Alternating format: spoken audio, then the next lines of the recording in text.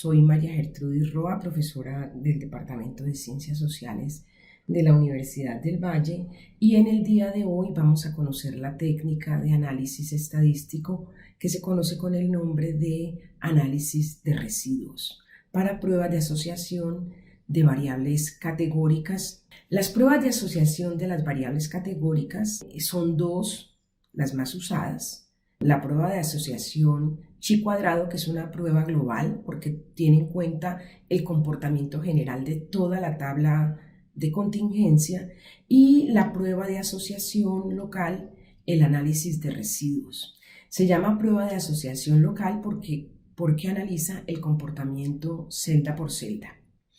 Ambas pruebas operan bajo los mismos supuestos teóricos y son complementarias en el análisis de datos. Es importante tener en cuenta que para comprender las pruebas de hipótesis es necesario establecer la relación entre dos variables categóricas, comparando la distribución del comportamiento real de las frecuencias observadas de las dos variables con un comportamiento teórico que es un comportamiento de independencia. Esto se basa en el análisis de los valores esperados. La distribución teórica niega la existencia de una relación entre variables y por ello se constituye en la hipótesis nula. Para que haya independencia, la distribución de los valores esperados debe darse de forma proporcional. Entre más cerca estén los valores esperados a los valores observados, menos asociación hay entre variables. Entre más grande sea la diferencia, sea positiva o negativa, mayor es la relación entre las dos. Que las frecuencias observadas, que es el comportamiento real de la variable, como se dijo hace un momento, muestra la distribución de frecuencias que resultan de cruzar las dos tablas. Sin estos valores, pues no hay tabla de contingencia. En SPSS se le llama recuento. Con los recuentos observados aparecen de la interacción de la fila y la columna. Las frecuencias esperadas, como su nombre lo indica, son valores teóricos o la forma hipotética como debería comportarse una variable sobre la base de un principio de independencia.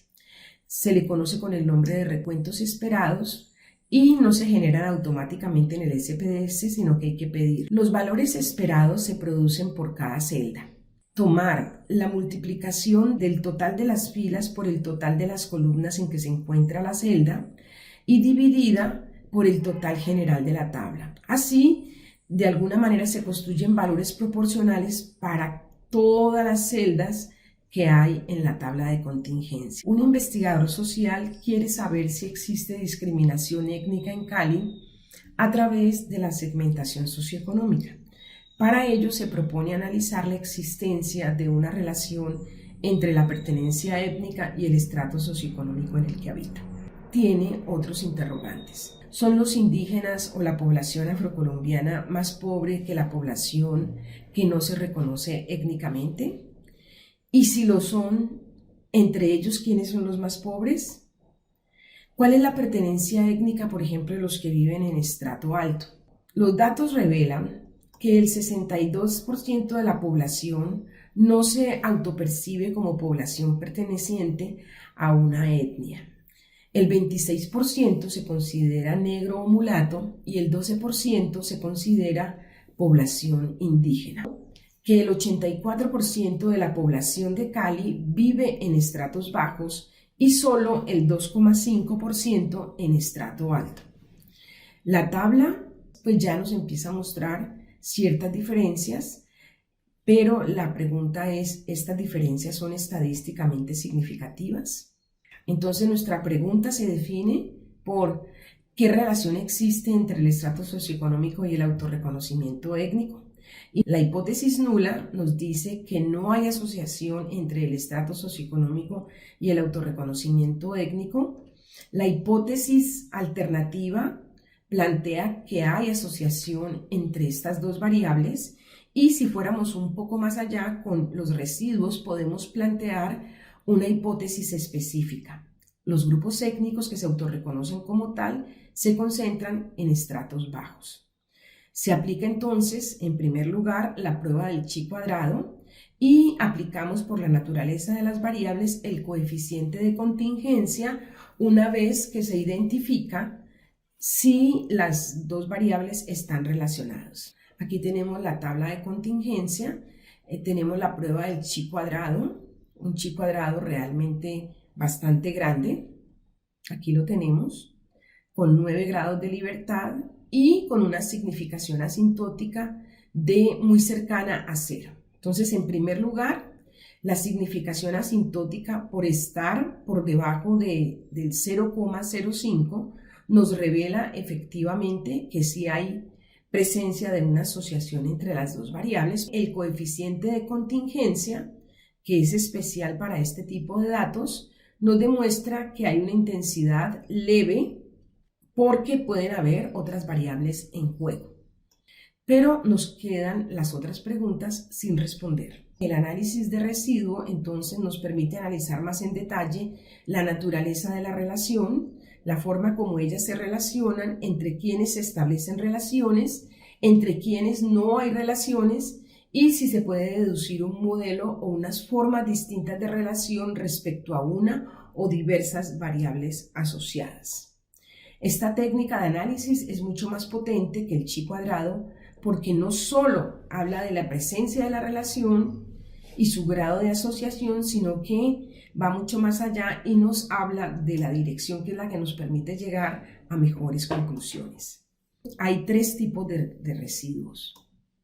Los residuos no tipificados o los residuos brutos, que es la resta con el efecto numérico del tamaño muestral.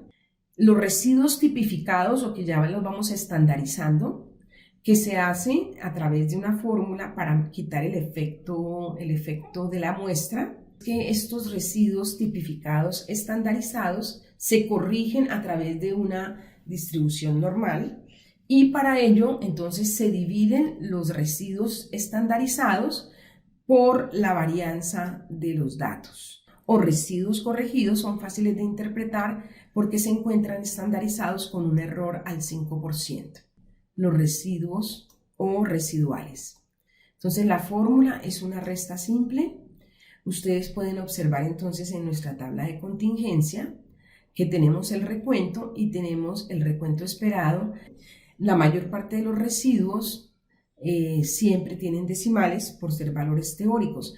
Los valores observados, como son de conteo, porque contamos personas, no tienen decimales. Entonces allí tenemos la fórmula de la celda del residuo de la celda 1. Los residuos estandarizados, que ya es la versión donde se quita el efecto muestral y se genera, aquí lo vemos, aquí tenemos el residuo estandarizado. Miren ustedes, residuales, el residuo bruto, luego sigue el residuo estandarizado. Esta fórmula, el resultado que tenemos aquí es igual al resultado y así habría que hacerlo para cada una de las celdas que conforman la tabla. Estos residuos todavía pues no sabemos si son estadísticamente significativos. Para ello llegamos a los residuos corregidos. Estos residuos están realmente normalizados para tener un referente de comparación. Entonces, lo importante aquí es que para que la asociación de celda por celda sea estadísticamente significativa con un nivel de confianza del 95%, esto equivale al valor de 1,96 del residuo.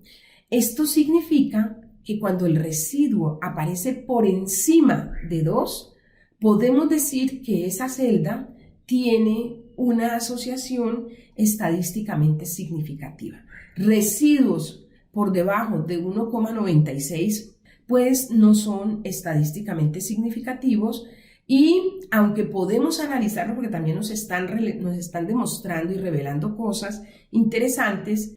Muy bien, esto se construye dividiendo los residuos tipificados por la varianza de los residuos. En la primera parte puede observarse que es el residuo estandarizado y ya en la parte de abajo se encuentra la varianza para la normalización. Y aquí tenemos entonces ya los residuos estandarizados corregidos, que estos son los que nosotros verdaderamente vamos a interpretar, ¿sí? Cuando sustituimos las fórmulas, entonces empezamos, mire que habíamos partido del 8,4 que aparece aquí y vamos entonces generando la varianza para un 9,7 que es el valor que aparece acá.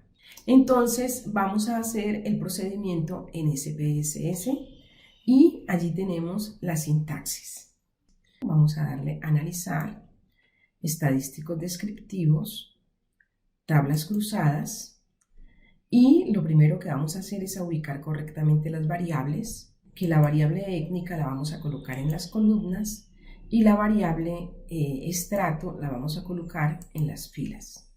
Los estadísticos que vamos a pedir es el chi cuadrado y el coeficiente de contingencia para tablas grandes. Le vamos a dar continuar, analizar primero en casillas, vamos a pedir los recuentos esperados, continuar, aceptar. Se nos han generado entonces los recuentos esperados, las pruebas del chi cuadrado y vamos a generar entonces los residuos, a continuar y aceptar. Y vemos entonces cómo aparecen ya de los valores esperados.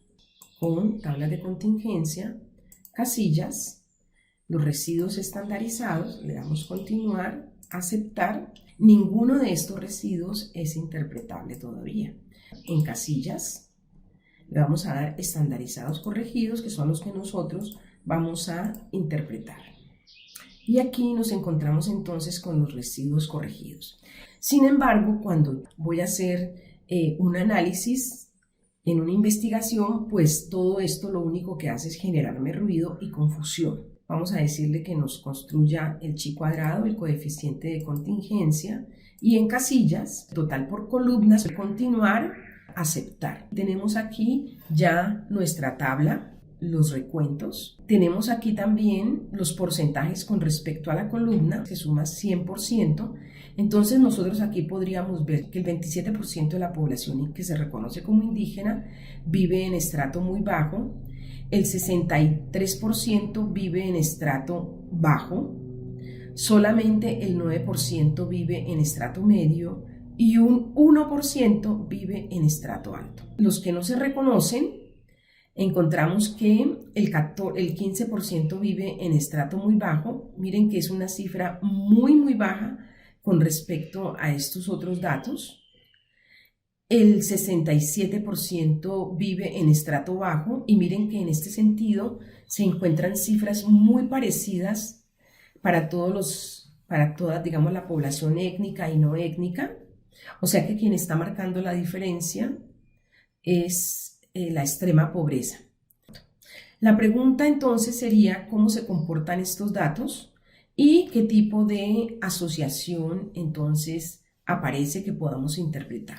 Lo primero, el residuo más alto aparece en la población que no se autorreconoce como grupo étnico, ¿sí? Para estrato muy bajo. Este residuo es negativo. Esto significa una intensa relación estadísticamente significativa para las personas que no se reconocen como grupos étnicos de vivir en estrato bajo, ¿sí? Y esta es bastante alta en la población negra o mulata de forma positiva, es decir, que ser negro tiene una alta probabilidad de vivir en estrato bajo y en menor nivel de ser población indígena. Son relaciones estadísticamente significativas. Más o menos sería así: usted es una persona afrocolombiana, su probabilidad de vivir en estrato bajo es muy alta. Miren que para estrato bajo este número se reduce y solamente el único residuo que es estadísticamente significativo aparece para la población indígena, que está por encima de 2. Para los demás, entonces, vivir en estrato bajo es decir, que viven indistintamente diferentes grupos. A continuación voy a presentar la interpretación de resultados. Ustedes pueden observar la retórica del análisis con los datos que disponemos. Entonces se adjuntaría la tabla de contingencia con los residuos corregidos, la prueba del chi cuadrado, la medida simétrica que hemos utilizado. El análisis comenzaría hablando de la tabla en general, es decir, enunciando el chi cuadrado y diciendo que se puede afirmar que las dos variables tienen una asociación estadísticamente significativa entre el estrato socioeconómico y el autorreconocimiento étnico, aunque es una relación débil. Los residuos, por el contrario, sí nos dicen sociológicamente cosas más interesantes, que hay una asociación estadísticamente significativa entre ser negro y vivir en estrato muy bajo. Esta relación se presenta un poco más atenuada para la población indígena. Por el contrario, se destaca que hay una asociación negativa entre vivir en estrato muy bajo y no tener pertenencia.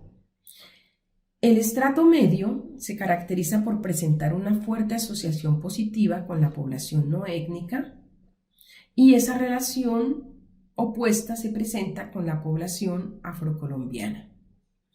Para finalizar, en estrato alto se presenta una relación estadísticamente significativa entre estrato alto y población no étnica y es negativa para los grupos étnicos colombianos. En conclusión, los residuos confirman que efectivamente existe segmentación étnica en la ciudad y esta segmentación es más fuerte para la población afrocolombiana. Con esto se estaría dando respuesta a los interrogantes presentados al inicio. Les agradezco mucho su atención y espero que este video sea de utilidad para ustedes.